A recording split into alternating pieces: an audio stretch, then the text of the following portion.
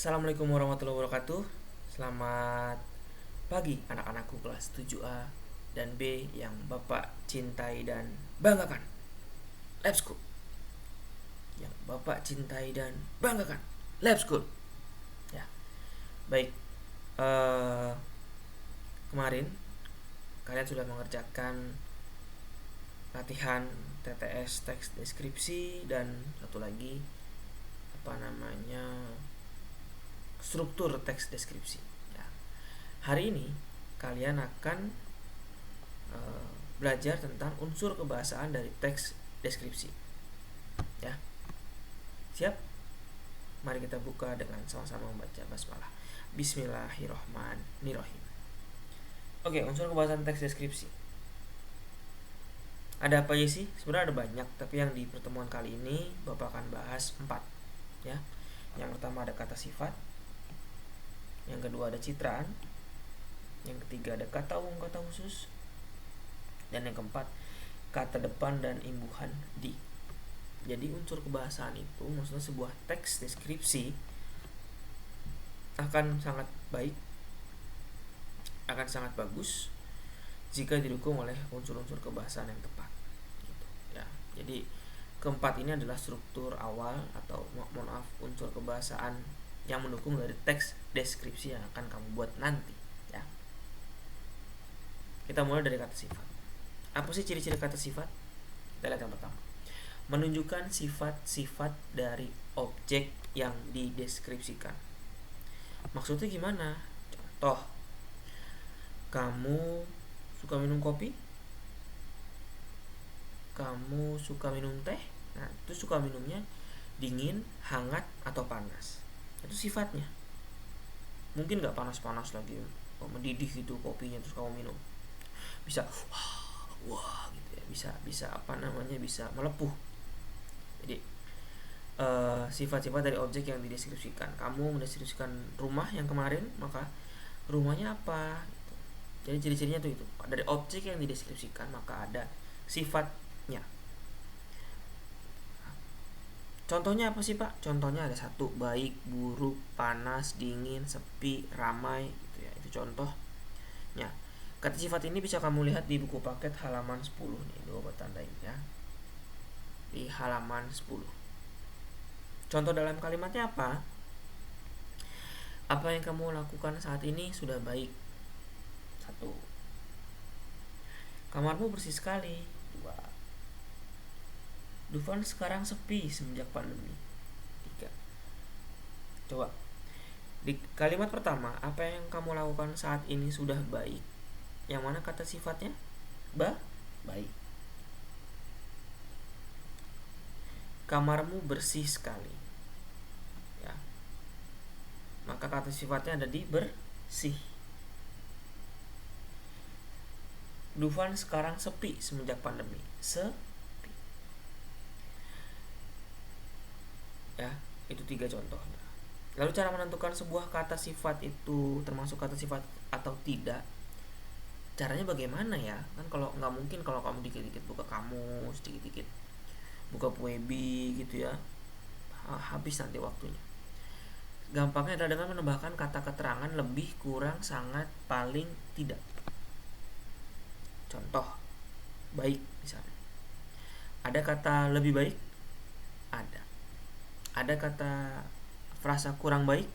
Ada. Ada frasa sangat baik? Ada. Ada frasa paling baik? Ada. Ada frasa tidak baik? Ada. Ya, kita ambil lagi panas misalnya. Ruangan ini lebih panas dibanding ruangan lain. Ada. Berarti panas kata sifat. Apalagi contohnya selain yang ada 6 ini. Misalnya tinggi, gimana tinggi? Ada sangat tinggi? Ada. Berarti tinggi kata sifat. Halus gimana? Ada sangat halus? Ada. Berarti halus kata sifat. Gimana kalau meja? Ada sangat meja? Nggak ada. Berarti meja kemungkinan 2, antara kata benda atau kata kerja. Tapi yang pasti meja adalah kata benda. Lalu misalnya AC. Ada sangat AC?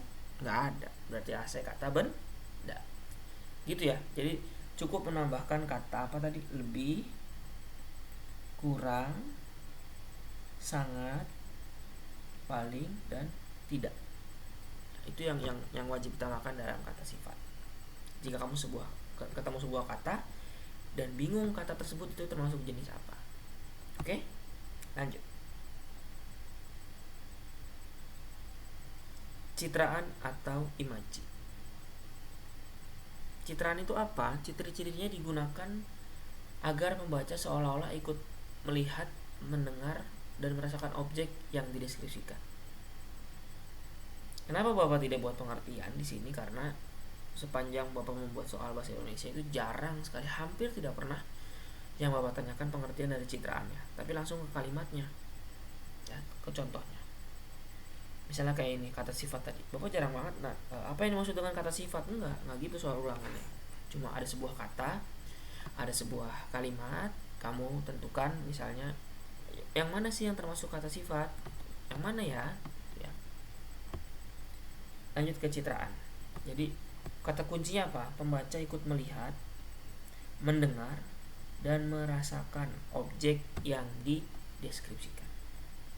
Kita mulai dari yang melihat. Melihat itu berarti kata bendanya adalah penglihatan. Ya. Penglihatan itu,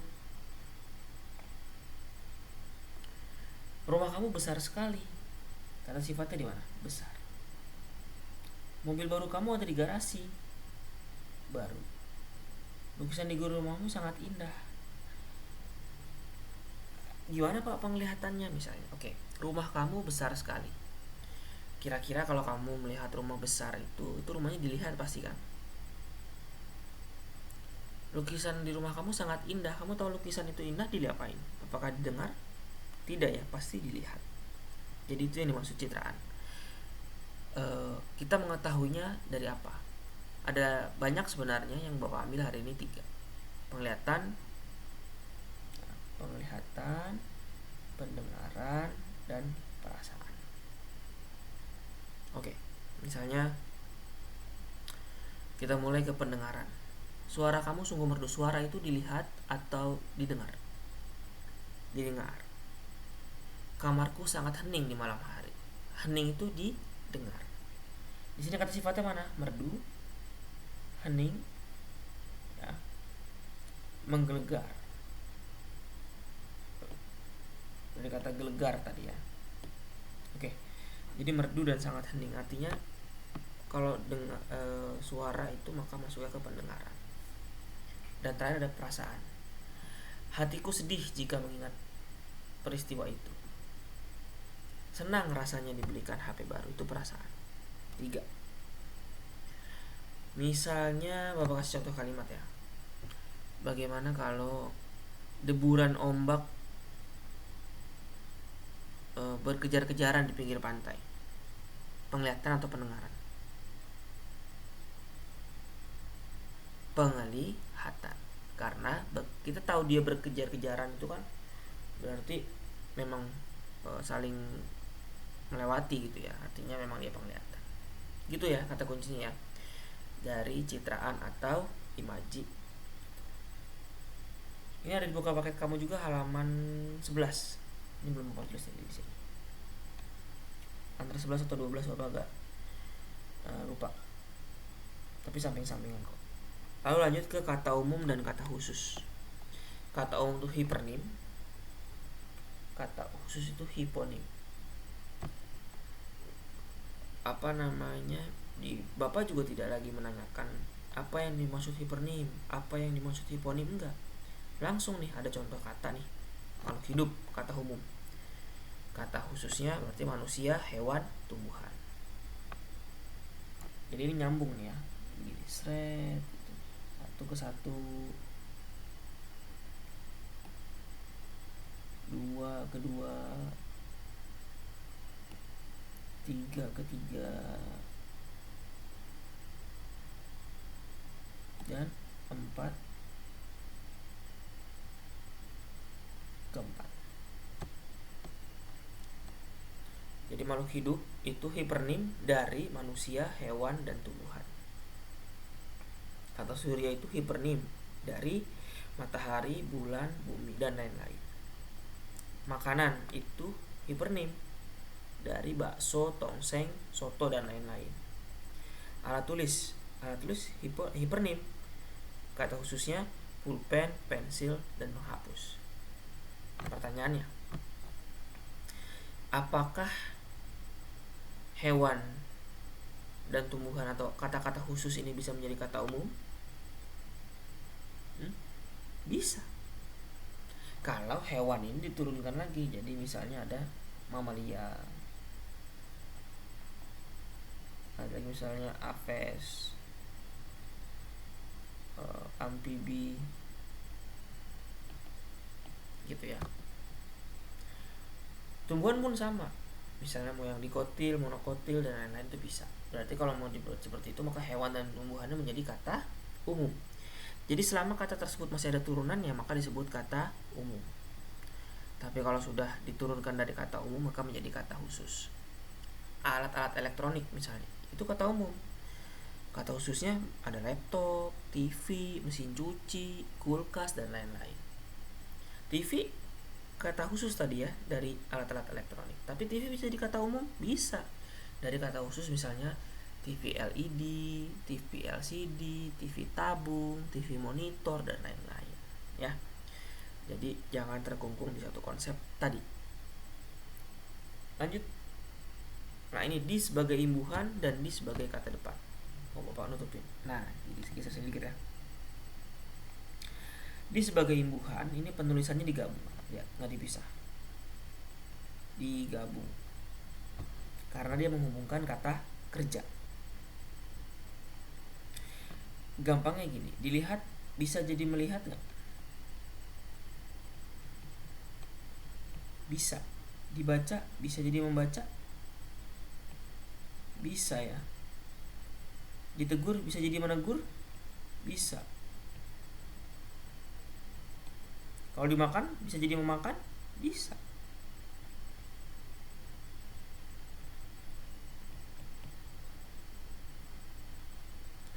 Oke, jadi kalau dia bisa menjadi imbuhan maka penulisannya wajib digabung. Oke, dilihat melihat, dibaca membaca, ditegur menegur, dimakan memakan. Jadi dia menghubungkan kata kerja. Lalu yang berikutnya ada di sebagai kata depan. Di sebagai kata depan ini penulisannya dipisah. Ya, di sekolah, di rumah, di kamar, di kelas. Dia menghubungkan kata benda. Di sekolah bisa sekolah? Nggak bisa. Menyekolahkan bisa, tapi beda dari disekolahkan menjadi menyekolahkan. Imbuhannya beda. Jadi di sekolah itu ini dia tidak sama dengan ya menyekolah.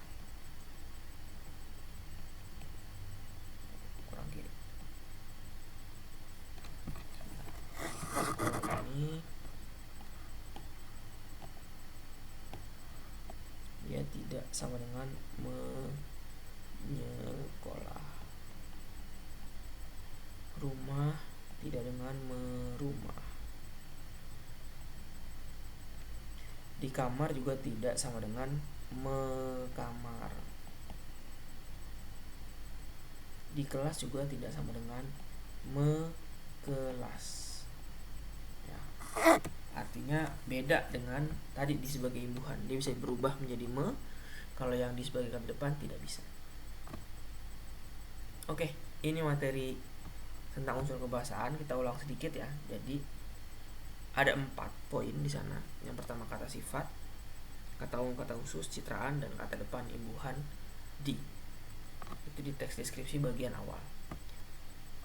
Ciri-cirinya apa? Kata sifat tadi menunjukkan sifat dari objek-objek yang dideskripsikan. Gampang, kalau kamu ketemu sebuah kata, maka tambahkan saja lebih, kurang, sangat. Tuh, paling, tidak. Itu aja udah. Kalau bingung menentukan sebuah kata itu kata sifat atau tidak. Lalu lanjut, misalnya penglihatan, pendengaran, perasaan, citraan. Kamu ada sebuah kalimat misalnya, kamarmu rapi sekali.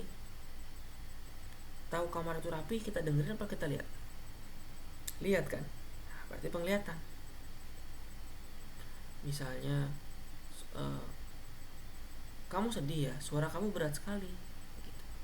Suara kamu berat berarti pendengaran. Itu aja gampang ya. Bismillah. Pokoknya kalau bener semua 100. Lanjut ke hipernim hiponim. Jadi ini dia saling mengisi.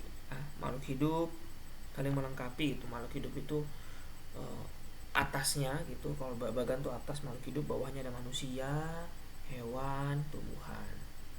Tata surya di atasnya, maka ada matahari, bulan, bumi. Tata makanan, ada makanan di atas, ada bakso, tongseng, soto.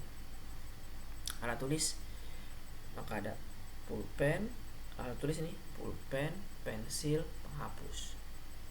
Kalau hewan itu menjadi kata umum, bisa hewannya yang ada di bawah nih pindahin ke atas. Hewan ada apa aja, ada amfibi, ada mamalia, sama unggas misalnya, atau aves ya. Itu kata umum, kata khusus. Dan terakhir di sebagai imbuhan itu bisa menjadi dilihat, melihat, dibaca, membaca, ditegur, menegur, dimakan, memakan, karena dia menghubungkan kata kerja. Dan penulisannya ini digabung.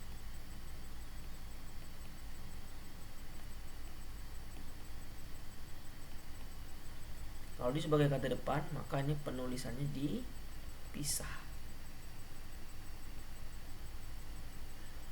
Ya, itu materi kebahasaan untuk hari ini. 4 dulu. Karena kalau kebanyakan takut terlalu berat materinya, jadi kita akan pecah di 2. Satu kali pertemuan lagi untuk unsur kebahasaan. Sebelum nanti kita akan mulai ke materi-materi berikutnya. Jangan lupa di setelah ini, sama seperti kemarin ya, kamu buka lagi di Elapse Cloud-nya, di bagian sini cari, nanti ada nih, unsur kebahasaan teks deskripsi. Kerjakan langsung di situ, nanti kita bahas ya. Itu aja untuk pertemuan kali ini. Nanti kita diskusinya via Zoom seperti biasa. Untuk materinya Bapak rasa cukup. Sampai ketemu lagi minggu depan di pertemuan kelima dan keenam. Mohon maaf kalau misalnya ada penyampaian yang kurang pas atau kurang baik, karena Bapak juga masih belajar bagaimana menyampaikan materi yang tepat kepada kalian. Itu aja dari Bapak. Tetap berpikir positif, tetap beramal, tetap berbuat baik kepada sesama, rajin beribadah, dan tetap di rumah aja. Assalamualaikum warahmatullahi wabarakatuh.